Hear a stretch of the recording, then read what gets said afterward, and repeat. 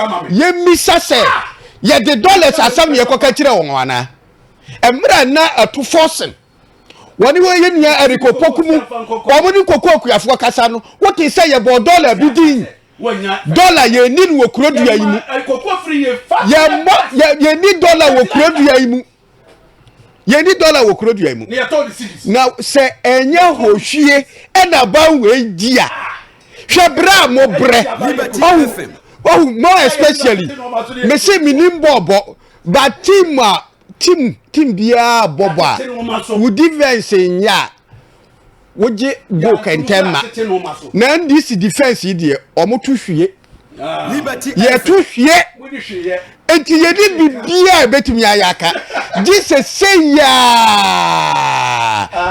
ya nkoda ya wo say ya refund o school fees ama school fees na yesen yesen school fees no yesen to see the school amade na o ma me kasa school fees ayese ya refund o school koda no university no yesen catch me student ya wanya even more than 2,500 compared to a kayebo secondary school akoda ho enti we nyina this obia this scammers and betimi age sanwema we yedie bo se na mo hye no awofo anya sika nkotua school fees no am o man kwa o refando anka we den ya refando nti de anya sika nkotua school fees a watimi anko school no abaye tuaba no ana abai hye ne se wo ko school ya school nu so aye no e ya ban school say abai no wo good when I could have instructed the universities and tertiary institutions nkoda no maboji obu school fees mo prepare be ran fabra me sani e be ya obi bia wanya admission obetimi akọ school mini a onya admission na wanya sika nkotua school fees na ni da so say yewura John Mahama ebetua school fees aba no a otifie no sika no mo refund de man mo refund de man mo pipita me admission admission who call university na untua we muna mo de ko sharing ba yo ko sharing enu bi na say ya ne ba SHS no ko sharing go and check NDC na the cost sharing system eba Ghana education mu John Mama dey do John Mama dey kwa ye be kai no say me say abawe ba ye koko obo no watumu o hanche mu enan akiripo bako aninum no watete no maso 4.15% no watete no maso e ye de atoso watete no maso ye bibia so ye tikurodua mu ha me say amodi anwa eje no ye di buman amabu enya amodi anwa ere ya tewu so ere ya tiawa so governance is not about amodi anwa so governance is not about amodi anwa put them the senior scammers na ba system mu a NDC one of the major campaign promises 24-hour economy the game changer ya lanche yentimi amfa nipa ba kumpo aduma ya lanche what said ya lanche offer megu woni ma si me offer megu woni ma si ya lanche 24-hour economy without employing a single soul in Ghana anya na buditano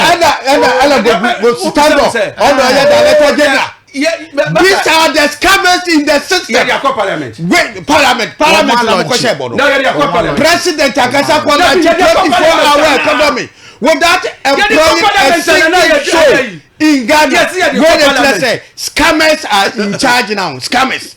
And they in charge. Until the year can say. Ya tete choba so. Ya tete amoso. And Okoto wacha tia de say Okoto and this then also say ye the cocoa bad bako amamu 65 million OCDs ade koche ya yes ye the 128 CDs and ye the amamu ade na yes scammer na ya tete ya road so ya tete anwa so ya tete no ma so ya tete no ma so this is what track record say obe ya Ghana for and this is what track record so omo ba Ghana for no wi ayen ye fa adumayefo ye wi amu ya ma o appointment letter obi ya aduma mfie mienu obi ya afi baako ekoba ya yesi yetua bosomo miensa nkaye no ya fa di senya kromfo a ababe na ewia no kromfo ababe kromfo tipotro so kromfo yes o tipotro so no be wia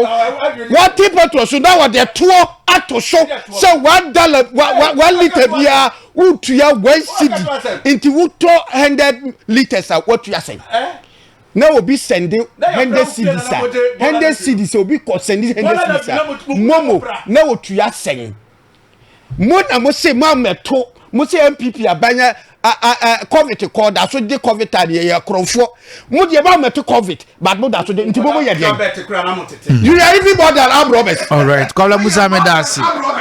Call Musah Medasi. Kwabla Musah o Mike na ye free Tijay kasa munjay kasa mayi mo Mike na free Kwabla Musah obia Mike off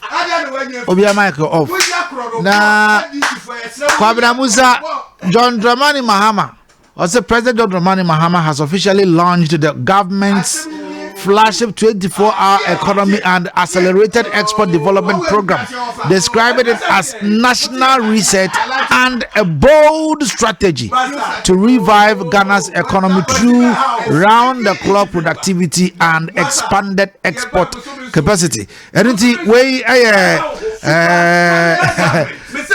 Excellency John Dramani Mahama and our launch 24-hour economy. Let me say, I'm catch up. So we will be a bet here. We bet now, share no. We bet we are. We bet me at the code no aquaquato